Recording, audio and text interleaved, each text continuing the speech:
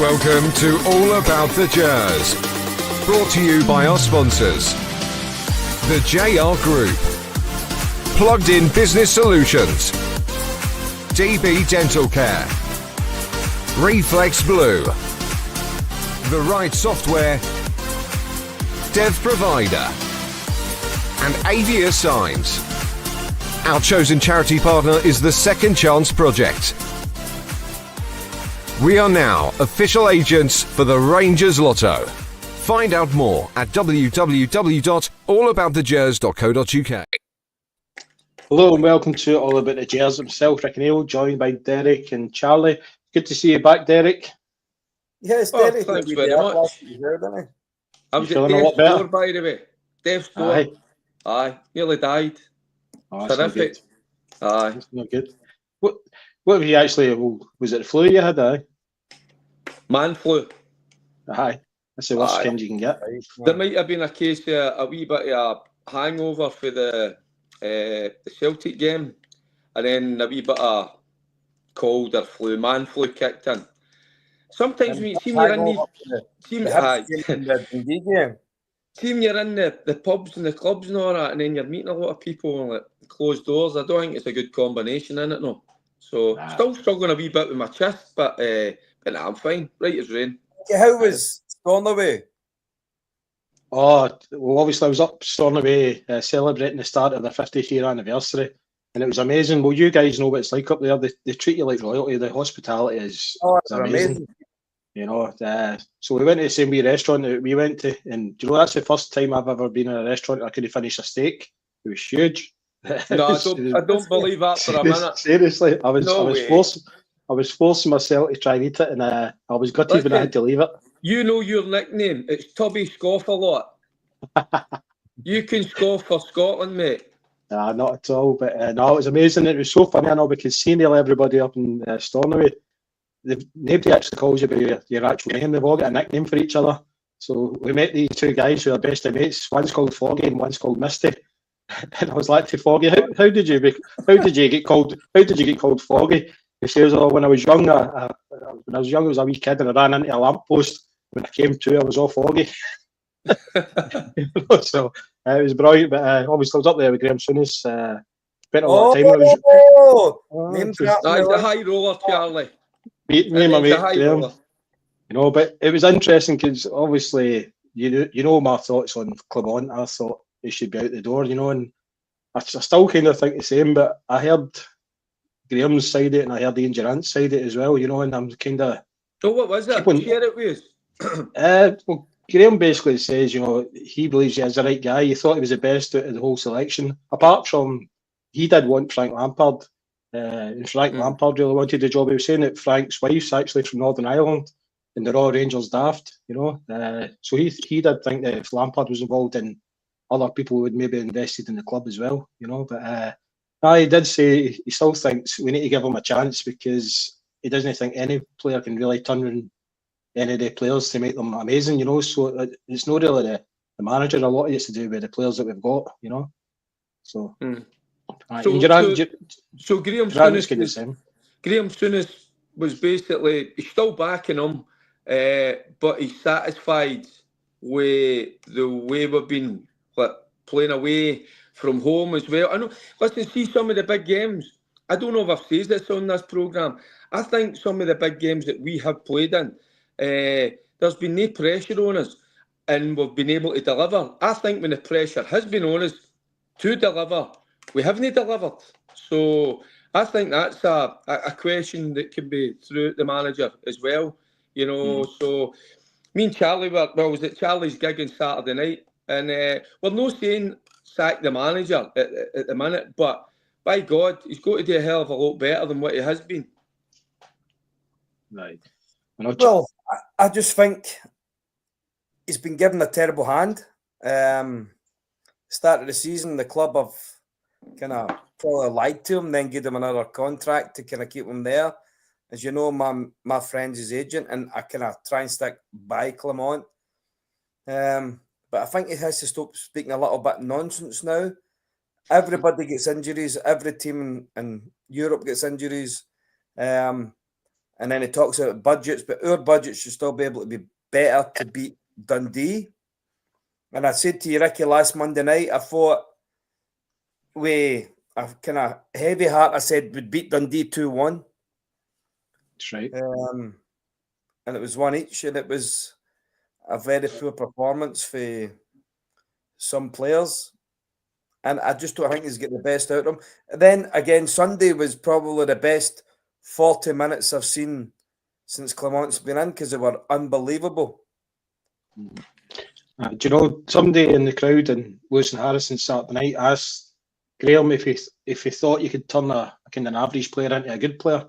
And he said you can. He says as long as the player's willing to train. He says, and he said the same thing. I remember Marco Negri said to this to me something like, being a professional footballer, it's 90% is training, and only the 10% is in the game.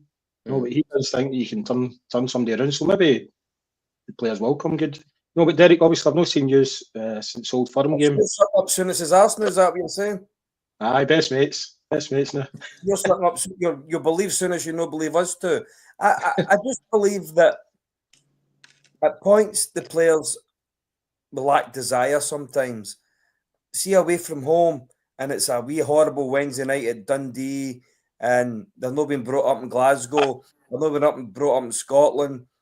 I think that's the time when you bring your Scottish wee guys in, like your wee Barons and things like that. Because although Cherny scored the other night, I thought he'd get a wee bit bullied. And as you know, I'm not a mad Cherny fan. I think he gets taken off the ball too much. I love Igaman. I think he's very good. I like Danilo, very good. There's a team there. There's definitely a team there. Had you didn't look the same sort of player as he did against Celtic, it's probably taken a lot out of him that game because his dad was at the game and he was trying to show off to his dad. But the players have got to play every single game. Every game you play for Rangers, you have to win. Or 95% of them, you're expected to win. And the away form has been atrocious. His home form is amazing, and it always helps when St Johnstone players are giving you assists as well. On Sunday, I did say it'd be 4 or 5-0. I think I said on Sunday, and it would have been. It could have been at that point when it went 3-0. I thought this is going to be a cricket score, and then we kind of stopped doing the good things again. St Johnstone kind of went right. Okay, we're going to keep this score down. And they ended up probably a better team for the next 40 minutes of the game, but they caused us more problems than we caused them. No. I like I was saying, Fergie, obviously I've not seen you since before Christmas, but I don't know if you were like me, but I was expecting the Old Firm game to be shocking for us because everything was going wrong for us. Mm-hmm. Then we went best performance, and then we go back to normal again. How can that happen? Or Ricki, I was like you, probably Charlie, and a lot of the other Rangers supporters. I was kind of dreading the game in a way. But I tell you what a turnaround. So it shows you the guys are capable. And I had a discussion with somebody the other night about in terms of the difference between Rangers and Celtic in terms of ability-wise. And the argument I had, I says, I don't think there's that much of a difference in terms of ability, but what I do think there's a massive difference is, and this is where I'm going to touch on what you says about Graham Souness, because can you make a good player, an average player, a really good player? I believe you can, but it's about the mentality. You can change their mentality, and I think that's the difference between us and Celtic at the minute. They've got a group of players that they've got a real strong mentality, a real belief in one another. Us individually and as a collective, I don't think we are anywhere near Celtic when it comes to that. But ability-wise, when we're talking about football-wise, Charlie, I don't think there's that much of a gap. So you can close that gap, but that's about a manager getting in about players, making them believe that they can go and they can challenge and they can win things. And this is the sometimes we don't know this, but how they set up away from home, how they go about breaking down a low block. Obviously, the manager finds it difficult with that group of players. But I'm sometimes looking, I go, they were talking about Tierney, Igaman, we've got Hadji in there, Danilo, we've got guys with ability that can make a wee difference in the final third. But do they truly believe that they can do it? And this is where the manager plays his part. So, Derek, I think just with Raskin alone, that Raskin's been our best player. I know he was missing on Wednesday against Dundee, but the wee man's been terrific for us lately, or for this probably the last 3 months. And you can see he's fit. He's in about everything. He cuts every pass. Well, nearly every pass out he can cut out. And then we missed him against Dundee the other night.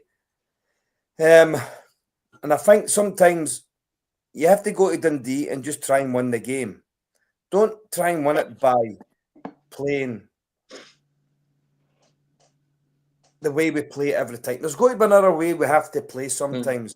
Put two up front, just play the ball long. And I thought against Celtic, Liam Kelly, who I thought had a decent game against Celtic, not such against Hibs, and maybe not such a strong game the other night, but I believe him just putting the ball in their half of the pitch, it got us up the pitch so much, and we looked such a better team. See us passing out for the back. We've got too many players who are not good enough. And by the way, in Salah, whatever you want to call him, but I'm going to call him Clinton, because I think that's his first name. He's looked a proper player, and why is it taking so long to get him in as well? Igamam's a player. Play them. Put them in. But the manager makes too many excuses for me, and he can't make excuses. We've got injuries, yes, we've got injuries, but we still used to go to Dens Park or Tannadice or Pataudry or wherever we used to have to go with injuries, and we would still get victories. So, and he has to understand that it's not just about beating Celtic, even though it was such a great result, that you have to win every game practically. And that's a mentality that you need to have, Charlie. You need to, it's not just about winning these games, the European nights when a lot of people have got their eyes on you, the big games. You've got it's the bread and butter is going away for him in winning against Dundee and having a style. You've got to mix it up. What did you think, Charlie, of these substitutions against Dundee? And what I'm referring to is the boy Leon King, who was sitting on the bench. I know he came on against Hibs. They lose a couple of goals for set pieces. I thought it was an absolute slap in the face to the young man, bringing McCausland on at right back. Personally, I don't think Leon King will ever play for Rangers again unless something extreme happens, as in Suter's not going to come back for a year. We don't sign anybody here in this January window. And Salah's now ahead of him. And I feel sorry for the kid because he's a very good. I think he's a very good player. I'm disappointed that he's no actually started any of the games. I think he started. Did he start against? No, he came on against Hibs. Sorry, it's no doubt look in, Charlie. But I feel a wee bit upset for that because I want the Scottish boys in, and I think he can do a good job. He was playing against some of the best players in the world when me playing in the Champions League. Although it didn't work out, he was a kid, and you have to give him a benefit of doubt and go like that. By the way, this could make him stronger.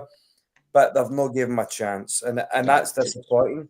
But also at the same time, we signed in Salah or Clinton from Milan, who hadn't even been anywhere on this planet until the Dundee game.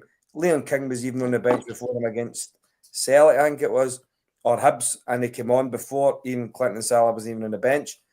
And Salah's done fucking very well. He's been probably our best centre-back. Comfortable left-sided centre-back, looked comfortable, probably been better and proper in the games he's played since the Old Firm game. And I've been delighted with that situation. And they're probably shocked as well with how well he's done because he looks comfortable. But for Leon King's situation, I feel sad for the kid because I think he deserved a chance before now. And I think it's time for the wee man to go like that. I have to pack my bags. I've not got a chance here, unfortunately. Derek, see, last week I was talking to Charlie about the Hibs game, and I thought we started the first half were excellent. It was just something we said to them at half time. to change the way they were playing. But the exact same thing happened again against St Johnstone at the weekend. It's been the story of the season, Ricki. It's happened. I think when is the only game of probably a complete performance. You could argue the Celtic game and maybe Kilmarnock game, but it's just something that seems to be ingrained in the side, that we play for half an hour, then we drop off it, then we come back in for a wee 5-10 minutes, then we drop off it. The drop off in Sunday was unbelievable, because just what Charlie says, for that first half, they were excellent, they were superb. So you're thinking, even with making substitutions, you know, they should be able to keep that level of performance up. And for some reason, they don't. And see if we were maybe up against better opposition on Sunday, they might have found a way back into that game. You know, so this is something that the players have got to recognise, the manager's got to recognise, that it's no use playing for half an hour, 40 minutes. It's got to be a 90-minute game. Well, it's not a 90-minute game now. It's 100 minutes because of the VAR situation and all that. But you look, Charlie, you look to see a Rangers team bossing it from start to finish, and I don't see enough of it. Well, Derek, see the Hibs game? I thought, it's not a day with the manager, by the way. There's players on the pitch, we're 2-0 up. They've got to understand, deal with the game, see the game out, go and score another goal, make it 3-0. By the way, let them we'll hit them in the counter, get in as a block. But we don't seem to have that in as they call it a low block now, but just being tight as a team. Let Hibs come towards us, then bang, we'll get close to one of their players, and then we'll hit them in the counter attack. And we could have made it 3-0. I think a man made a blank pass or something like that, whatever it was at the time.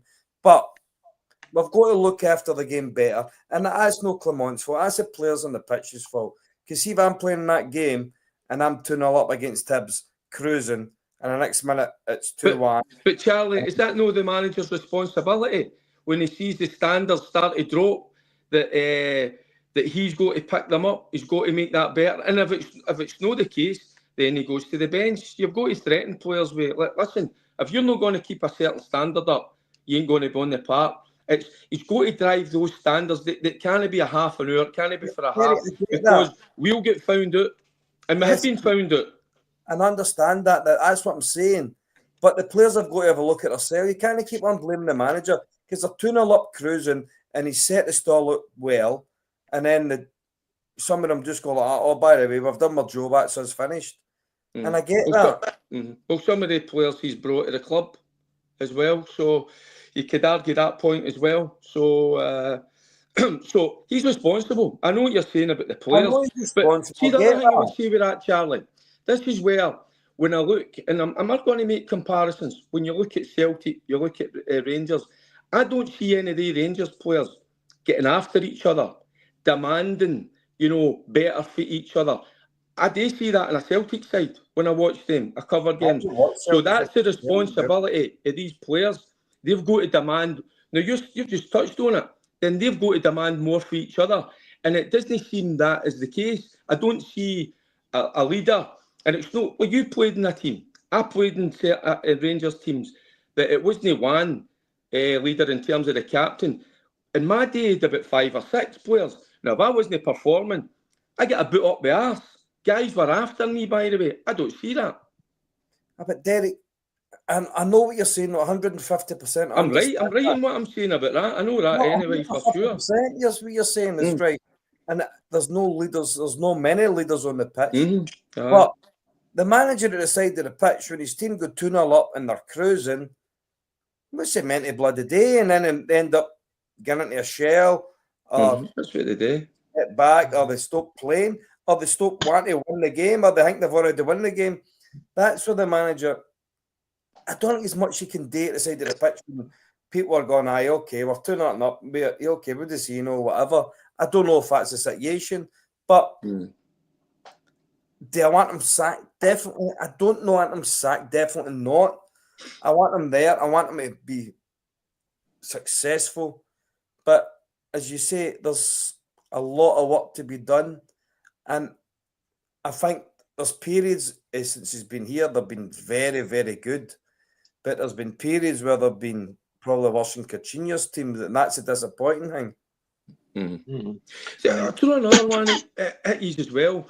See with this, sometimes when the level of performance kind of drops off, do you wonder if the boys are aware? Now, you hear a lot about the sports science. He can only play 55 minutes. He can only play 65.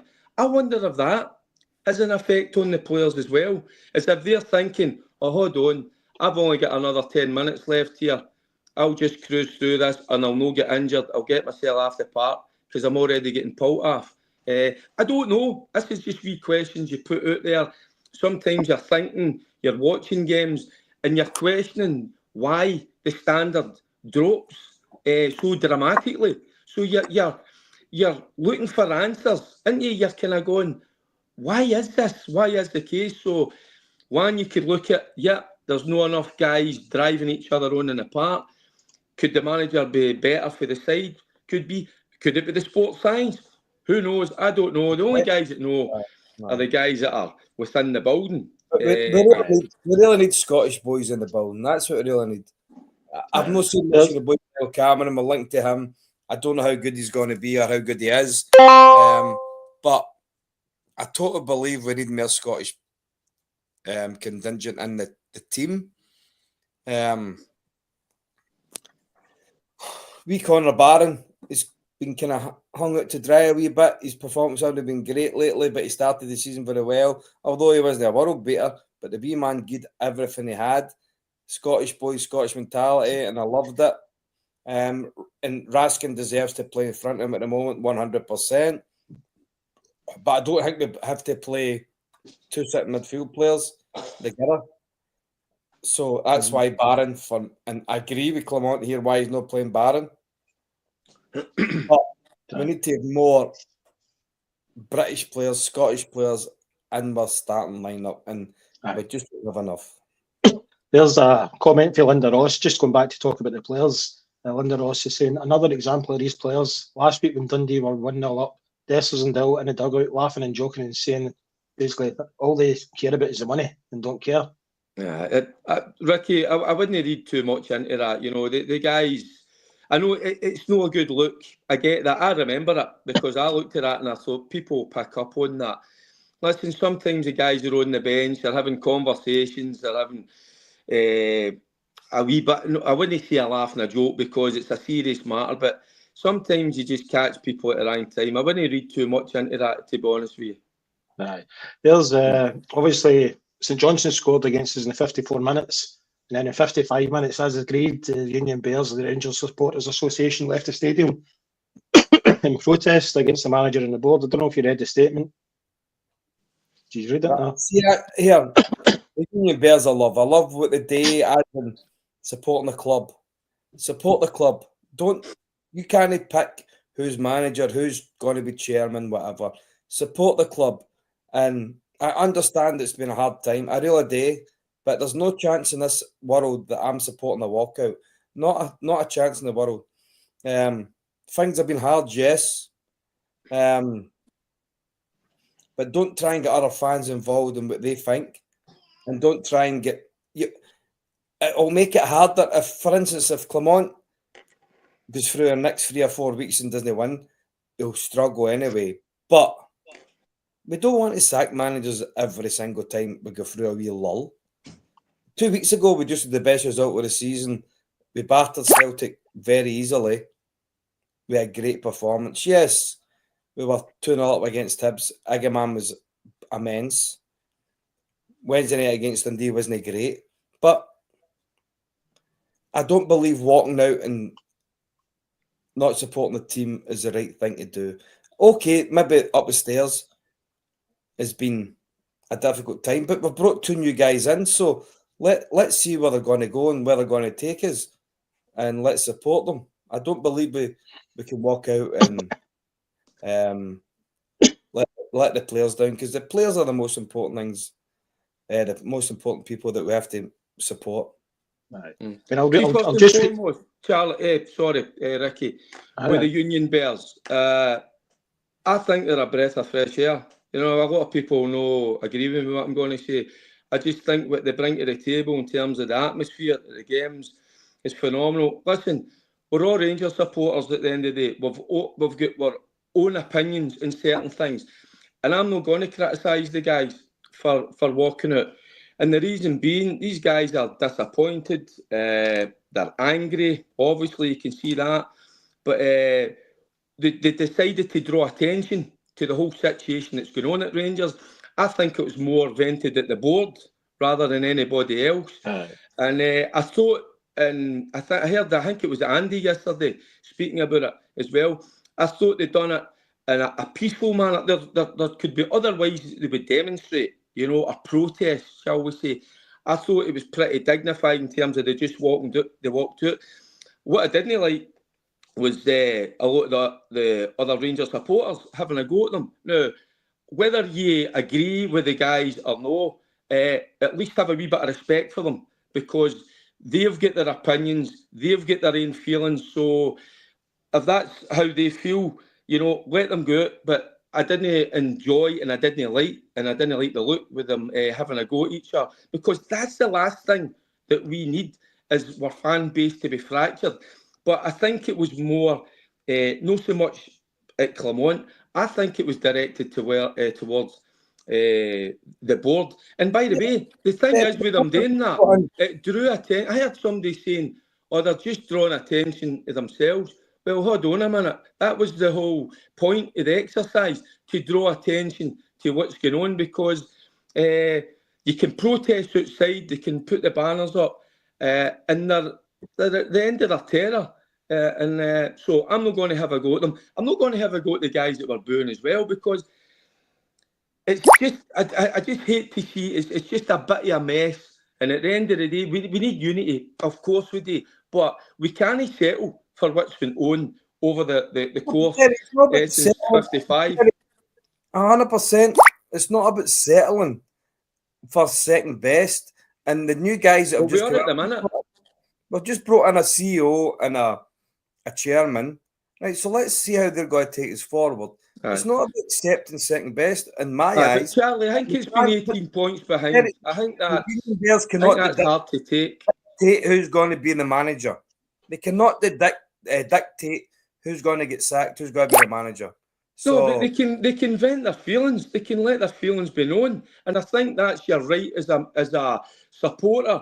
You pay your money, you buy the merchandise. So listen, we're all get different opinions on certain things, and that's how I'm not going to be critical of them, because they've drew attention to that they're not happy with what's going on, not just on the park at times, but what's going on board-wise, because it's not good. It's not been good enough for a long time. And I agree with that, what you're saying there, but I just don't believe it looks good for as a club. It reminds me of Celtic in the 90s when everything was gone wrong and we were battering them and whatever, and it was great times, right? And I know it's been a struggle the last 3 years since we won the league. It's been horrible to watch at times or whatever, but I don't think it's the right way to vent my anger.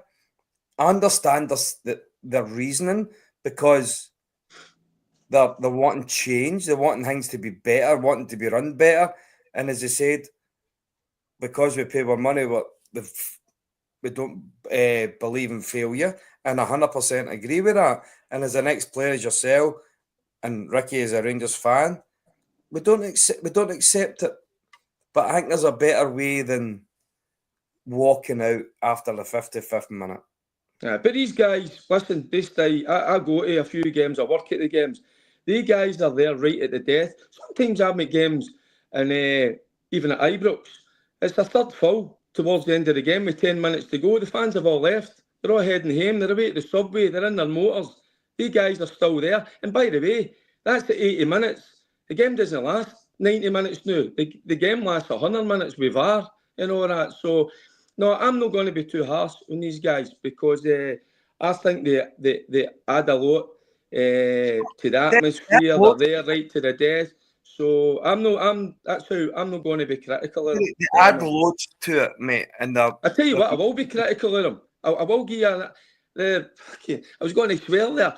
I come out after the Motherwell Rangers game. Jumps in the motor, halfway down the road. I'm stopped at the traffic lights, and I looks in the bonnet of my motor. One of the Union Bear stickers, man. I've got a couple of them on my bonnet. I'm like, what are you doing, your nuggets? What happens? Not your bonnet. Have you tried to get one of them off? It's an it's a absolute nightmare. I was like, I was going, you fucking bastards, by the way. What have you done? So was listen, boys. I could sit next to them and watch. Union Bears, don't stick stickers onto my motor. But they're great with the support they give the club. But I just didn't agree with Sunday. I don't. Right. I don't think it's the right thing to do. There's other ways, obviously, but. And that's the beauty, Charlie, because you've got your opinion, I've got mine. That's aye. Ricki, I'm going to stick some stickers in your motor the next time I see you. I'm going to stick it in my bike. Anyway, just keeping on this kind of subject, obviously the chat rooms is going nuts now with everything about the board and Patrick Stewart. But Patrick Stewart's statement, he says the board are back in Clermont, but did warn results must improve with no cast iron guarantees offered to Clermont. Said it would have been the easy decision to sack Clermont. However, he insists his time at Old Trafford proves constant managerial change is not effective. But the main thing that was worrying me is then went on to say only bringing in 1 or 2 players in this transfer window. I think we need so much more. Derek? But have we got the finances? I don't know if we get the... You'd be only looking at loan players, wouldn't you? You look at who we're playing tomorrow night, Aberdeen, already they've brought 4 players in the transfer window, but I think they've got a wee nest egg there. It doesn't seem that we've got that. I think we've got a few players coming back as well. I think Balogun's in contention for tomorrow night as well. I think Big Suter will be on his way soon, so they have to weigh that up. It's always nice if you can bring 1 or 2 in, but again, it's all cliche. You can only bring in players that are going to improve, not the squad, improve the team. And it's so hard to do that in January. So is the money there? I'm not so sure.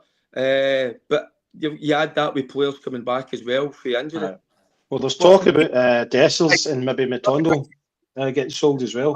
Salah starts for me, no matter what. Now it's between if Balogun's back, Proper's back, and Suter's back, and Salah's our natural left-sided centre back. He's 22-year-old or whatever he is. He plays for me. I think he plays because he's been very good.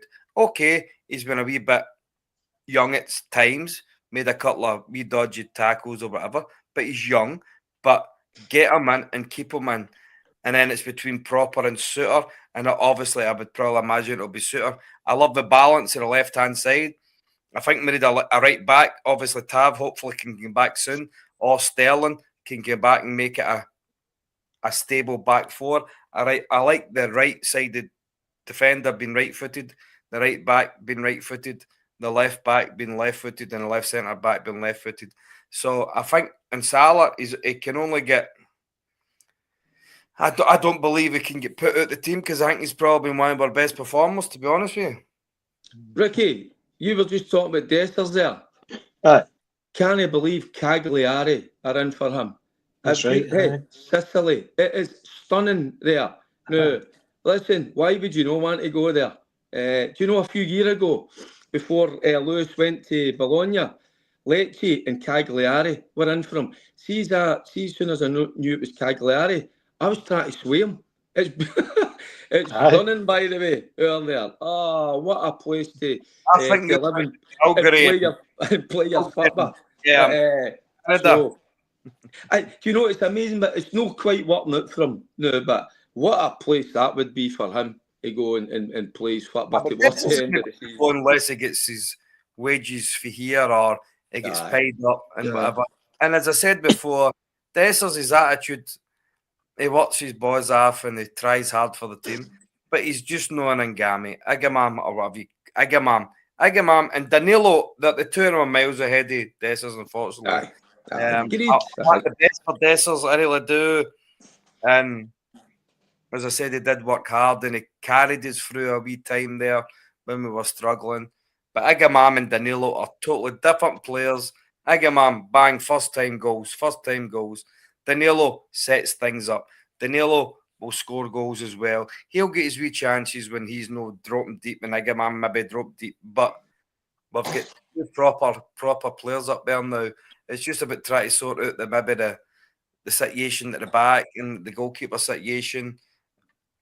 For me, Liam Kelly's did okay. He's not a giant, obviously, in goal, but I think everything else, his distribution, I think, has been great.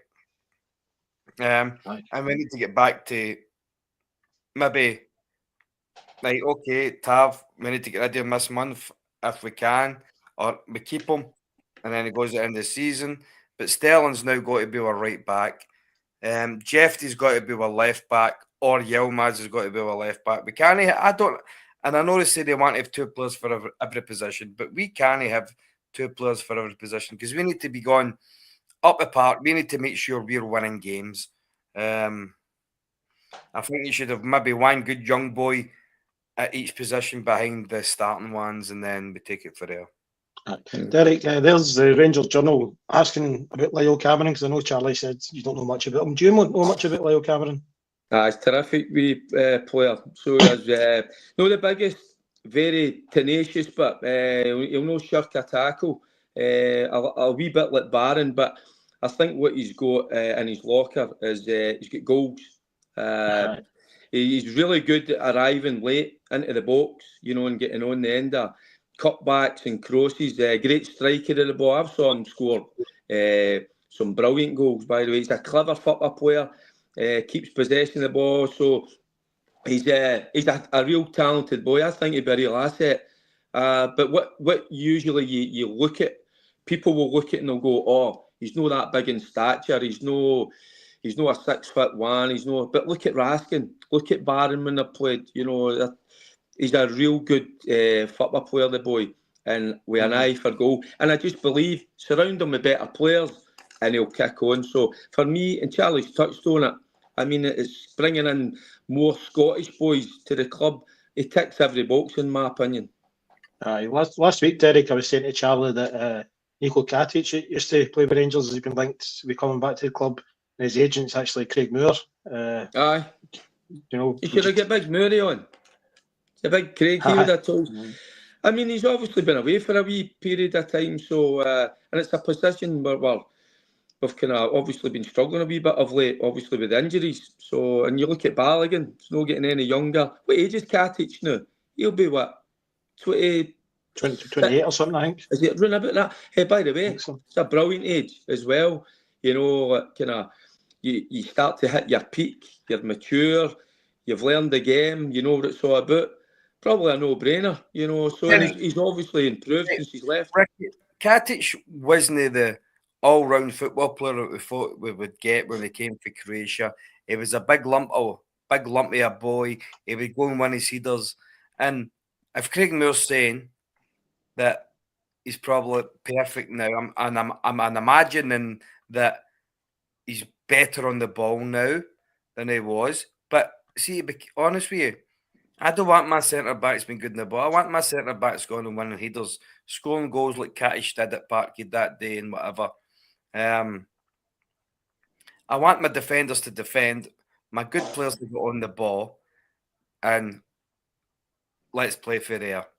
Charlie, I think if Craig Moore is putting him out there and saying he's good enough, I think you trust Craig's judgment. You look at Craig as a player. Craig could play, but Craig was he was ferocious, wasn't he? So listen, he knows when it comes to centre backs, he knows them inside out. So you would tend to trust his judgment, would you know?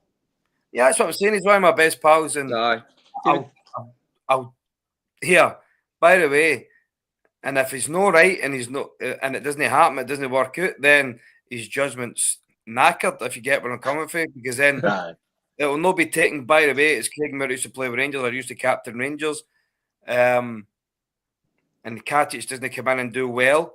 Then people will go, oh, by the way, we're not taking any more players for him, even though he was an ex-captain or he played for us for whatever, 7 year or 10 year or whatever he did. And hopefully it's not just Craig being the agent, but hopefully he's trying to make Rangers better. And I believe that's 100% that's what he's trying to do. So I believe him. And I would think Katic could come in and probably do as well as he's probably better and proper as in attacking the ball, being strong. And we all know that Katish was always a strong player. Physically, he was always strong. As I said, technically, he wasn't the greatest, but he knew how to win a header. And the ball, if the ball came to him, by the way, he'd put it in an area where we could be actually in the other team's half and we could play for there. As I say, I hate playing ball out the back, ball out the back, ball out the back. Just play what we've got. We've not got the players for that. And then playing Celtic's half as we did in the 2nd of January, and I thought we were immense, but playing in their half. With Liam Kelly, I thought he'd done great. Aye, definitely. Right, we're kind of running out of time, so quickly going to the Aberdeen game tomorrow at Ibrox, 8 p.m. They've not actually won a game in 10 games now, and they're sitting fourth in the league.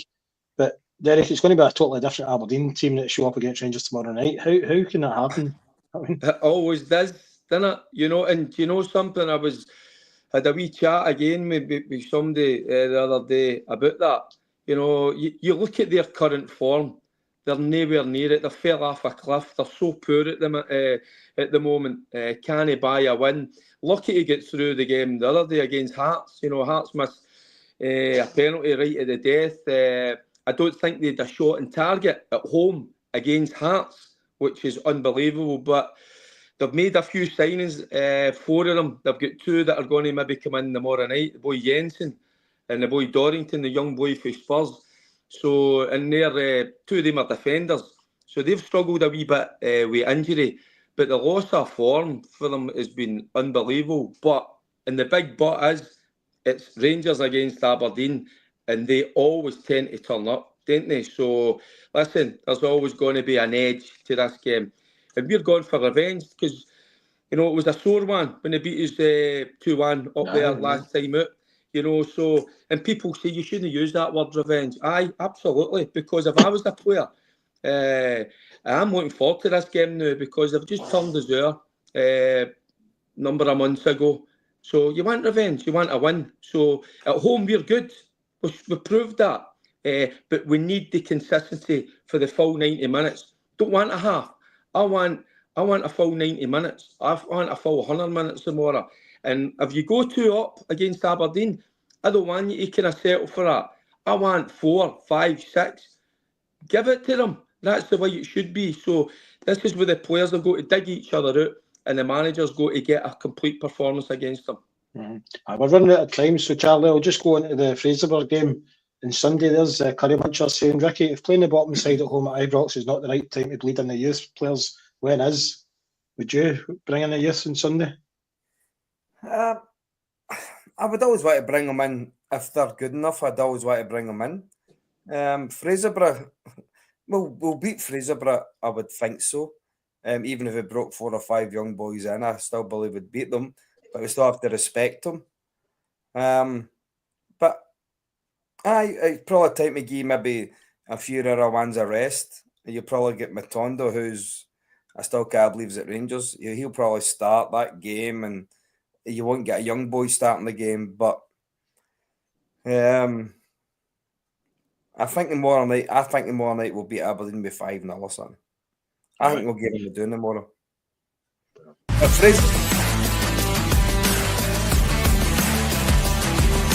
Score predictions brought to you by Avia Signs. I was still speaking. I know you beat me to my wee score prediction. So I'll come to you. Well, you've already said 5-0 tomorrow night, Charlie. Okay, we're doing tomorrow. Aye, Derek. I'll take 3-0. Want to batter them, but you know, so if we could get Charlie's 5, I would love that. But I'm confident tomorrow because they're in a bad place at the minute, and the boys that I just spoke about, they've not had much time to settle in, so they're vulnerable. So let's go and give them a wee bit of a doing. On a packed time tomorrow night, we'll get a doing. I'm going to go 3-1. 3-1. Fraserburgh on Sunday. Derek, you go first. I think it's a mismatch, isn't it? Of course, as even with the young boys coming in, which I hope happens, but I could see us battering 7 or 8 goals past them to Bonsway. Aye. Charlie? I'll go 4-0. Aye. I think I'll go 6. Changes. I think you make too many changes, it's hard, and young kids coming in, and then they're up for the game. But I think I'll probably about 4 or 5-0 against Fraserburgh. Aye, I'll go 6-0. But that's us just near the end of the show. But Charlie, we're going to obviously give a shout out to our mutual friend, Mark Somerville. He's unfortunately been diagnosed with MND, a horrible illness. Has he got a few charity events happening, events like that? There's something happening the 1st of March. It's a dinner in, I think it's in Uddingston. I'll get the details, so we'll sort it next week. But I'll get all the details. Just a wee bit of support. Obviously, Fernando lost his life through it, and there's a lot of sportsmen and lots of people in normal life, unfortunately, losing their life through it. So hopefully we can kind of get a wee big it up and try and support them. Aye, definitely. But my thoughts are all with Mark. I know Mark well for my days in Lynch 72, so my thoughts are all with Mark and his family. Must be a horrible time, But we'll be back next Tuesday at 7 p.m. Right, so thanks, guys, and we'll see you again next Tuesday. Take care. Cheers, guys. Brought to you by our sponsors, the JR Group, Plugged In Business Solutions, DB Dental Care, Reflex Blue, The Right Software, Dev Provider, and Avia Signs. Our chosen charity partner is the Second Chance Project. We are now official agents for the Rangers Lotto. Find out more at www.allaboutthegers.co.uk.